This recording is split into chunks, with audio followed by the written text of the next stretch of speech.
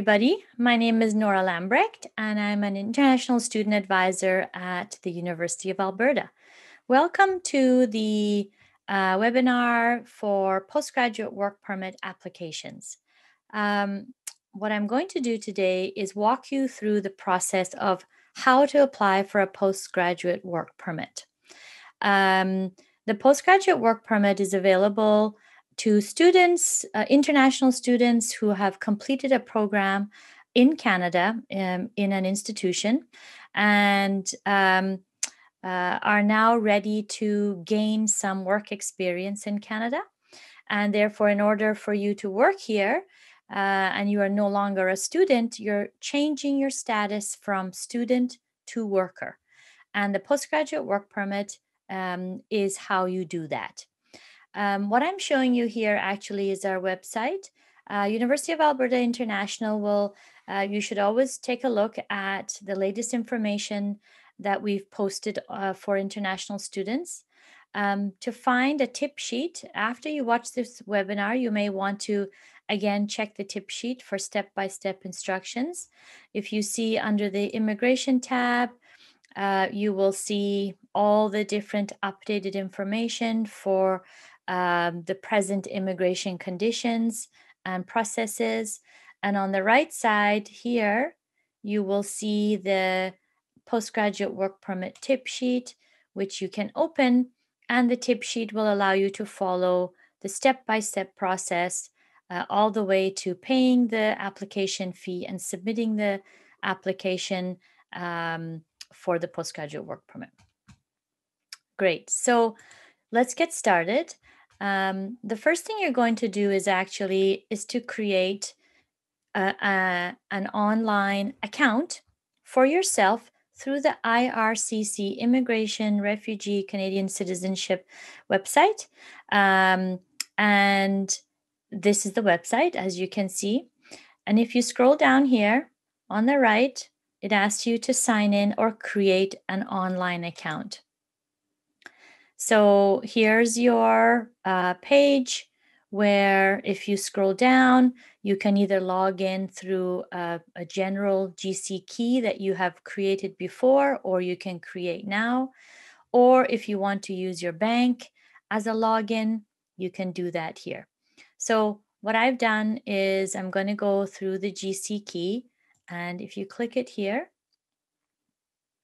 you will, if you already have an account with IRCC, you can use the same login account to do different permits. So go ahead and sign in.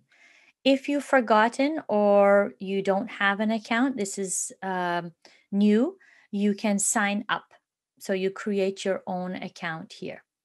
So once you've created your account and you're in the application section, you will see a set of eligibility questions. The eligibility questions I've answered here, but what will happen is you will be asked a certain list of questions to determine, so the system can determine what kind of application you're actually looking for. So just to review, so you'll be asked, what do you want to do? And since you're applying for a work permit, you're going to say work. Then it's going to ask you, how long are you planning to stay in Canada? This is, if you are going to be here and applying for the work permit, you are still a temporary resident. You're not a permanent resident yet. That's a different process. You will choose temporary more than 6 months.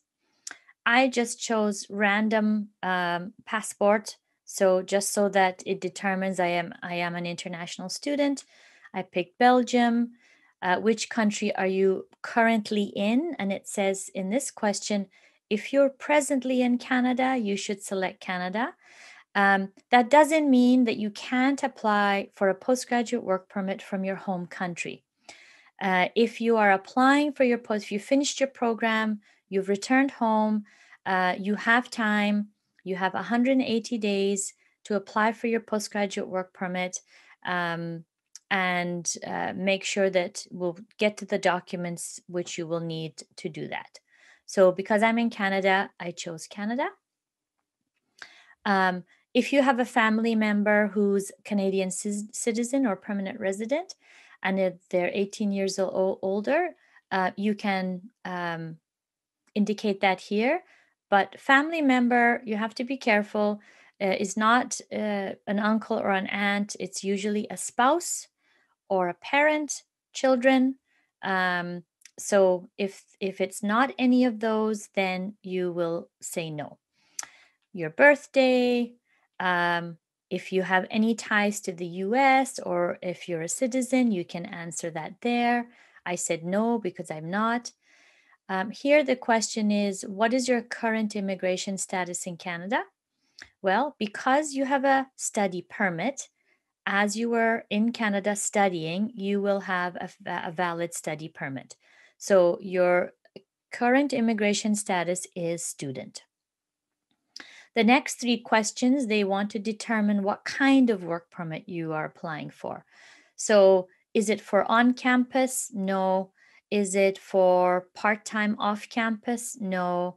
Have you recently graduated? So this is the third question about work from a Canadian institution, and you were a full-time student for at least a minimum of 8 months. Yes, that is the application that we want. And is this a co-op work permit? So this is not a co-op work permit. We're not applying for a co-op. So that's a no. And if you've applied for permanent residency, if you have, I'm not sure, then answer that here. Most undergraduate students or even graduate students haven't started their PR applications, so that's usually a no. And again, it's asking you, have you submitted a PR application? And then this question talks about, do you have a written job offer? So for a postgraduate work permit, you do not need a job offer to be eligible to apply for this. So this can be a no because most new graduates usually don't have a job offer right away. The next question asks you about the document that you will need to prove that you finished your program from the institution. So it's asking you, do you have an official letter from your school that confirms that you've completed your program, as well as your final transcript? So it's asking you for two documents here. And these are the documents that you can get from the institution. So even though you don't have it right now, but you have finished your program and there's nothing more outstanding to do to complete your degree, you can say yes to this. While those documents, you can request those from the institution. Then it asks your marital status, which province. If you're planning to work in another province or you're planning to move to another province, it's okay. You can indicate what province that is. But if you're still in Alberta, then indicate this province. Again, here it says, do you have an official letter that you've completed your studies? Yes. Okay. The next question is about a medical exam. So it's asking, have you had a medical exam specifically done for immigration purposes through a panel physician?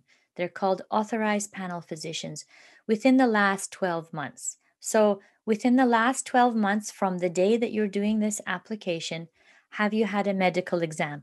Some students do it because they are applying for PR. Some students have done it because they traveled recently and their particular countries needed a medical exam. So if you fall into any of those categories, you can say yes. If not, if you haven't done a medical exam for immigration purposes, you can say no, it's not a problem. The next question asks you about, have you lived in a designated country or territory? So for more than 6 months in the last year, in the last 12 months. So if you have lived in a different country in the last 12 months, but 6 months or more, then you can say yes, because in some cases you might need to do a medical exam if that's the case. If you've been in Canada for the last year, Even if you've traveled for short trips back home during the summer and it's been less than 6 months, you can say no to this question. The next question is about what kind of work will you be looking for or doing? And if you're in the health sciences, or if you will be doing any kind of teaching or medical related work, then this is the question that you have to say yes, because in that case, if you are in contact with people, patients, students, if you're do any kind of domestic work or childcare, then you will need to do a medical exam. So you'll have to say yes to that question. This is usually a no. Do you want to submit an application for a family member? Are you giving someone access to your application? The answer is usually no, because this is your application.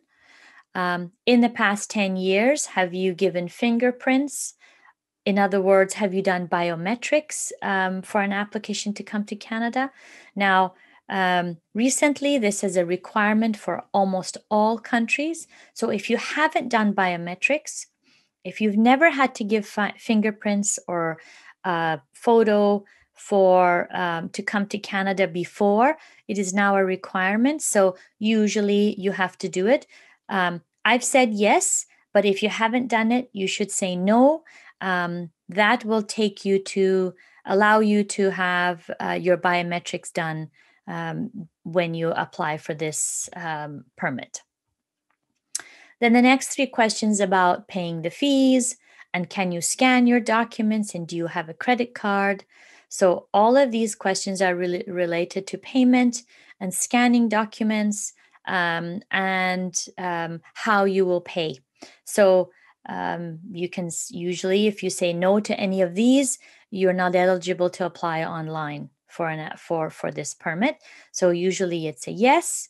And so once you've done all the eligibility questions, all right, I'm logged in now. And after the eligibility questions, you will get the step-by-step instructions on how to save your applications, how to upload your documents, how to pay your fees. So you can look at that carefully so you make sure that you're uploading and providing all the right documents in the way that it's required. And then you actually get to the document itself. So as you can see here, here's your document checklist. This is actually the section where you now have a place to upload all the documents that is required for this permit. So as you can see here, you will have the application form. So the first and most important part of this application is the form. And I will open that and we will review that together. Once we're finished this form, you upload it here. The next is all the supporting documents for this application. So you'll find the first one is the recent transcript. And as we discussed, this is a document that you get from the university. You can contact the registrar's office or Student Connect here at the U of A to request your final transcript. Family information, some countries, because I picked Belgium, some countries require you to do a family information form. It's a very simple form that allows you to indicate your family members, whether they're here or not here. So that's a form that you have to fill depending on the country that you're applying or where your passport is. So this is the other document you need to receive from the university, usually from your faculty. So if you are, it's the completion letter. So if you're an undergraduate student, you contact your faculty advisors.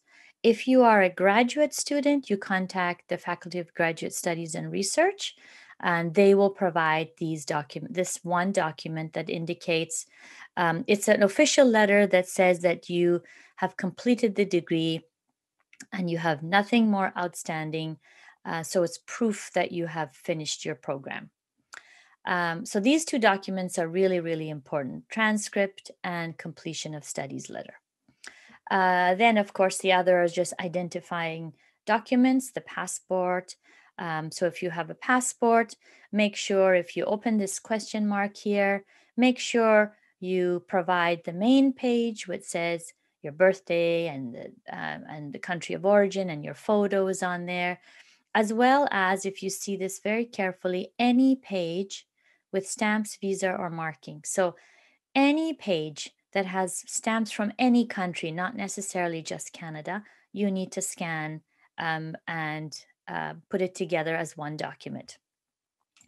So that these question marks help you with a little bit of the instructions here.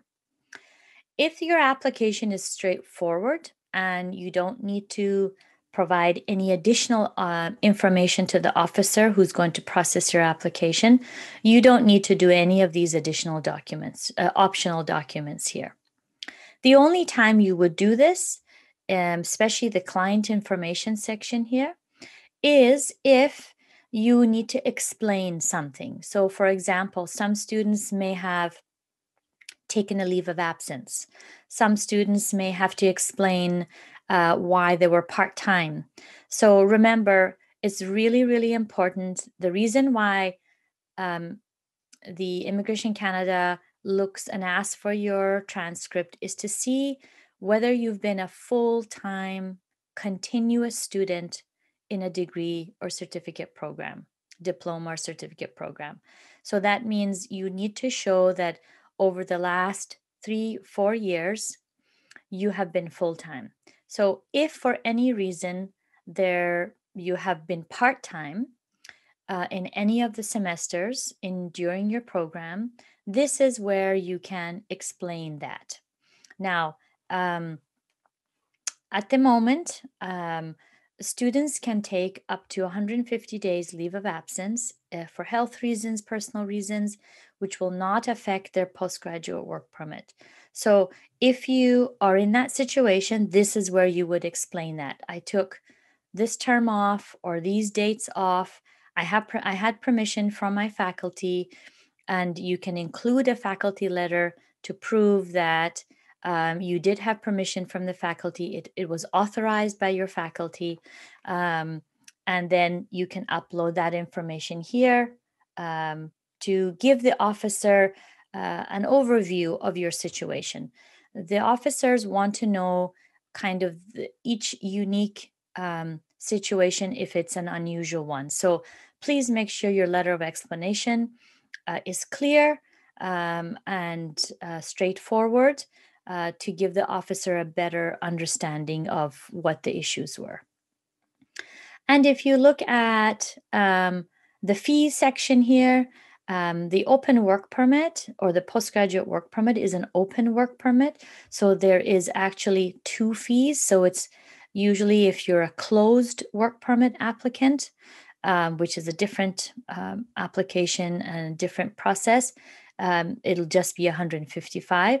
But since this is an open work permit, there's an additional $100 fee.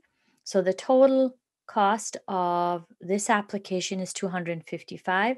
Now, if you have not done your biometrics, if you remember, we said if you haven't done fingerprinting before, then there will be another $85 fee added to this. So that is the cost of the application. So I'm going to stop sharing here because now I'm going to actually take you and walk you through the application form. All right, so the application form is here and I will share that with you now so we can look at it together. All right, so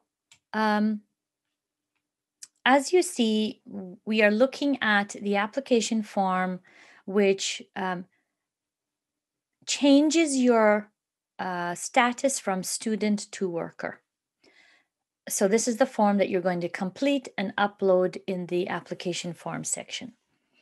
I'm just going to go over some of the questions that usually confuse students on this form, and then that will the rest is pretty self-explanatory. The UCI number is the unique client ID. If you have a study permit, which you most probably have, your unique client ID or UCI will be on your study permit. So please make sure you put that number here. It helps to identify and connect your application. So that goes there. If you're French speaking, choose French. Usually it's English for most of our students. And then it's asking what kind of work permit are you applying for? And for most of you, it'll be a first time application for a work permit. So this is the one that you're going to click. It's the only one you need to click. Under personal details, you'll put your full name here. Now remember, this information has to be exactly like your passport or travel document, right?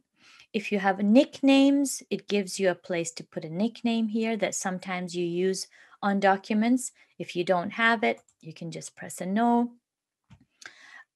Choose your gender, your birthday, your place of birth, your country of birth. These are all pretty self-explanatory. Which country is your citizenship? So in my case, I chose Belgium, so I would just put Belgian. And so this is a question that a lot of students, so number 7 here. So your current country of residence. So if you are applying from within Canada, your current country will be Canada, and your current status is student, right? You're not a worker yet. And so these dates here are the dates of the time that you have been from the beginning a student in Canada. So let's say you've been here 4 years. This is your 4th year. And you have had to renew your study permit 1 or 2 times in these 4 years. So your first study permit date, today is January 14th, 2021. So let's say I came to Canada in 2016 and I've been here for almost 5 years. I put 2016 here and the date of your initial study permit when it was issued when you entered Canada.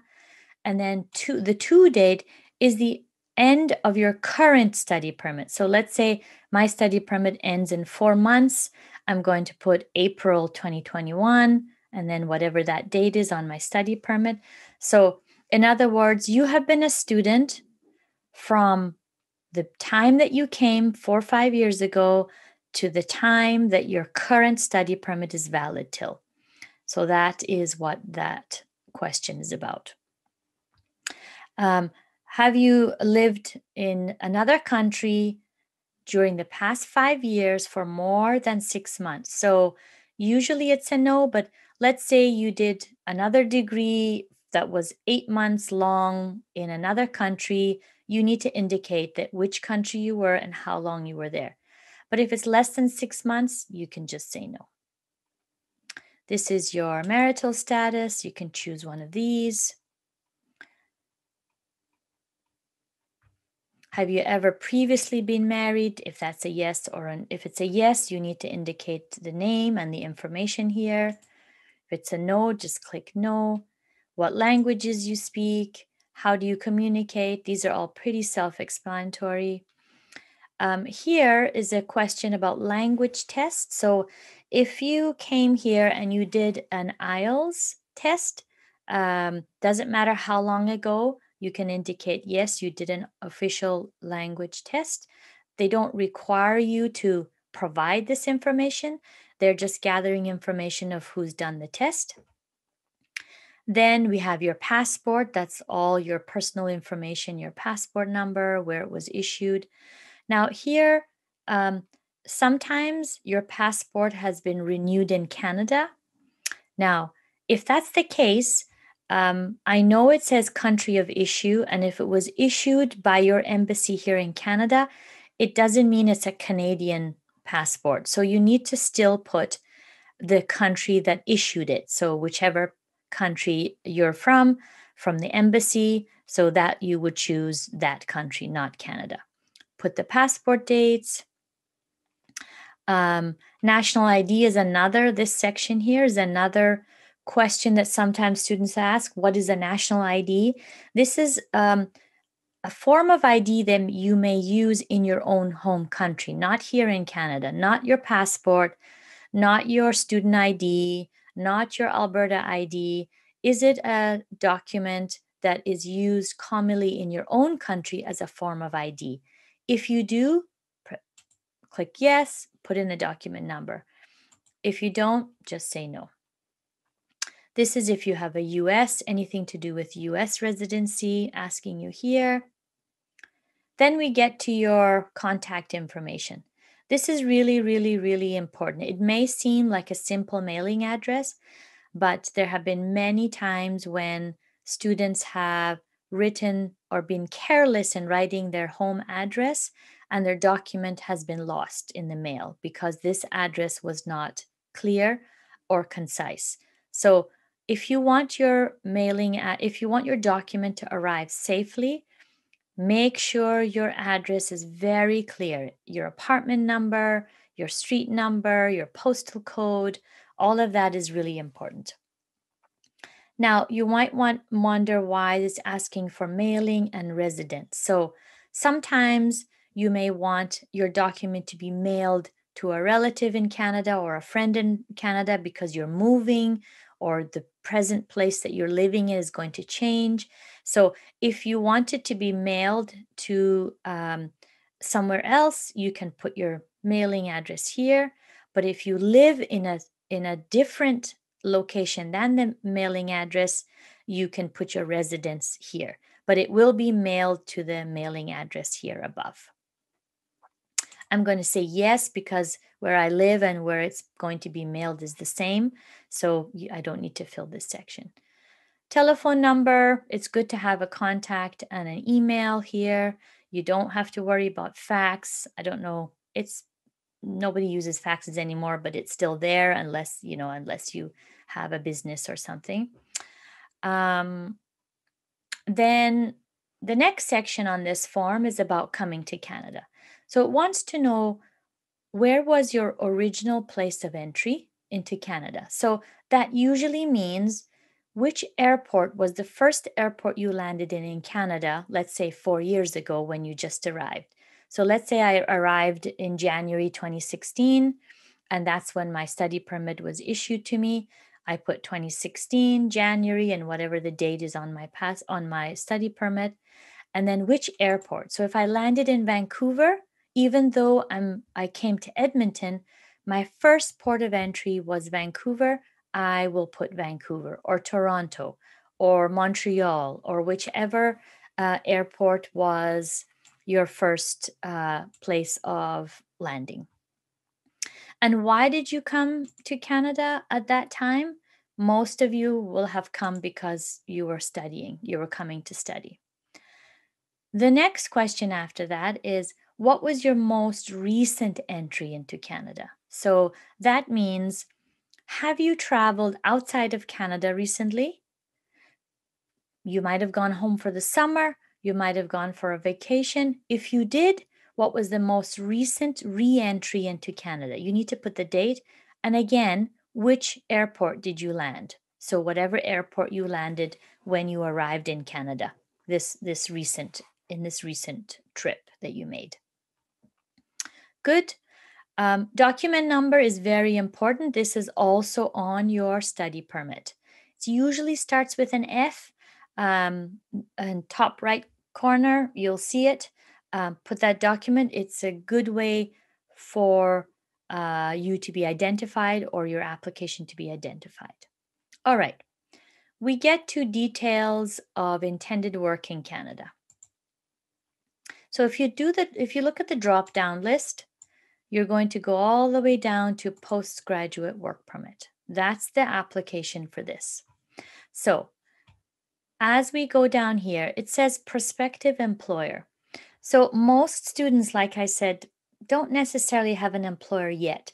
You actually can leave this whole section empty because, like I said, you're not required to have an employer to apply for this permit. So you can leave all of this section out, completely empty. None of this needs to be filled in. Okay. Then education. So, since you have just graduated, whether you're a grad program or undergrad, um, do you have a post secondary education? Yes, because you just finished. So, you're going to put, Faculty of Engineering. So, maybe a BSc in engineering, for example. And if I can spell it right there. And then University of Alberta.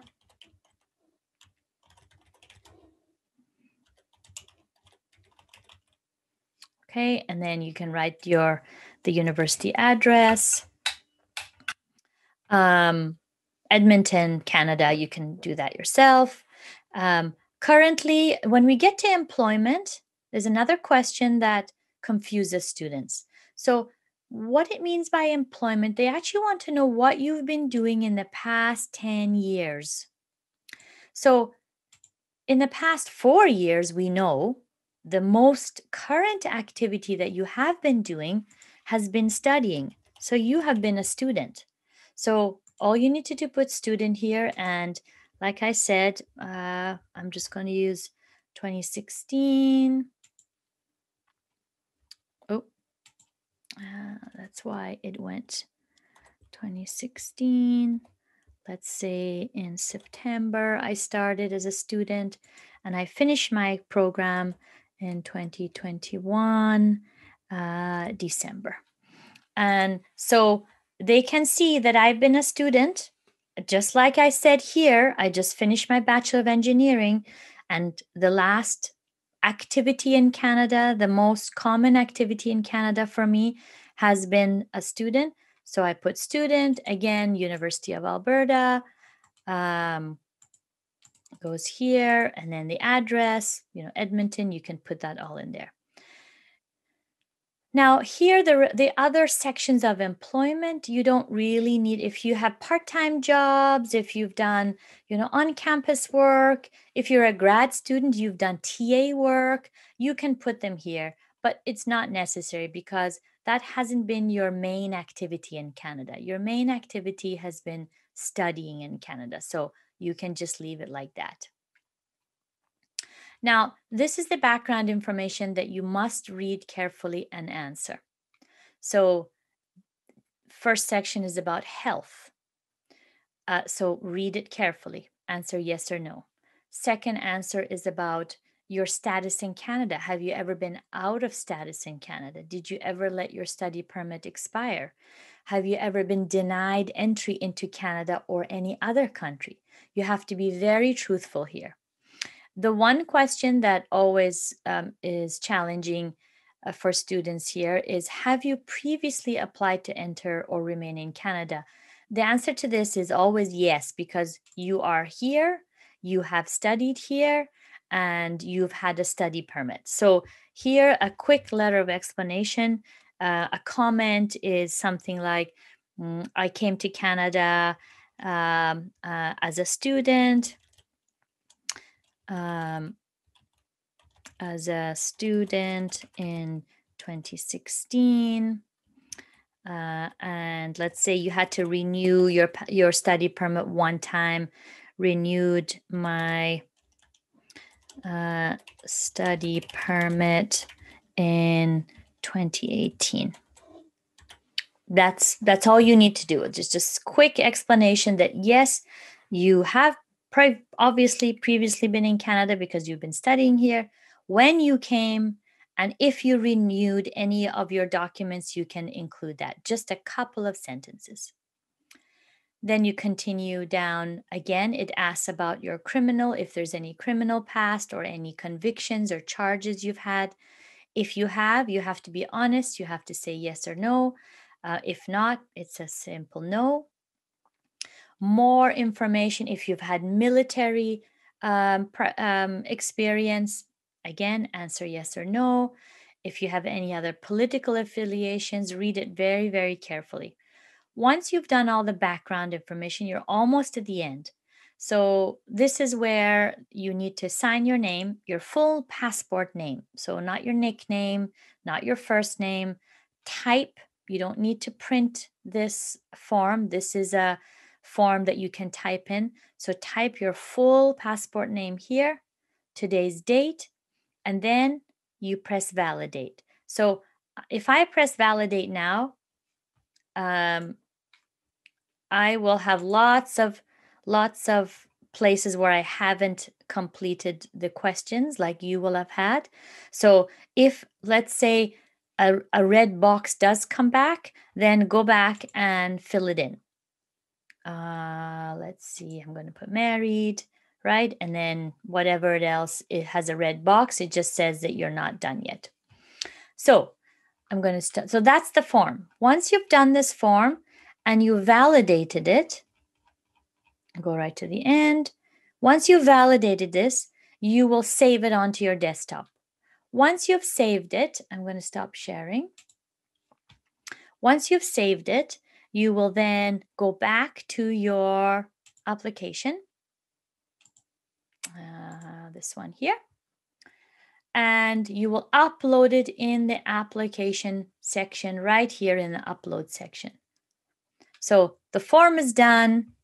You are gathering all the other documents, your passport, your transcript, your family information, your completion form, your photo. Then once that is all uploaded, all of this has to be uploaded before you actually see a blue button here that allows you to pay for your application. Once you pay for the application, that's it. The process is done. I'm going to stop sharing here. Once you've submitted your postgraduate work permit on the IRCC website, following the instructions that we just discussed, technically from the time that you submit it online and you pay for the application, you can start working full-time. So you don't need to wait to receive the hard copy of the document to be able to work. So you are, because you are what's called implied status, that implied status allows you to now look for work. If you have a job, work full-time. There's no restrictions on you working part-time because you're no longer a student and you have an application in process. So that's something that I encourage students to do towards the end of their degree. Make sure as soon as they've completed their degree, they can start collecting their documents for this application. No need to wait for your convocation ceremony to do this application. Convocation is usually a few months after you finish your program. This application can be done as soon as you finish your program before convocation, and we encourage students to do that. So that is the process for applying for a postgraduate work permit. Please, like I said, check our website. We will have a tip sheet. You can stop and start this webinar as much as you want as I went through the application to help you answer some of the questions. And we're always available to answer your questions if something comes up while you're preparing these documents. And you can always connect with us online through the International Services Center. Thank you, and I wish you all the best, and congratulations on graduating from the university.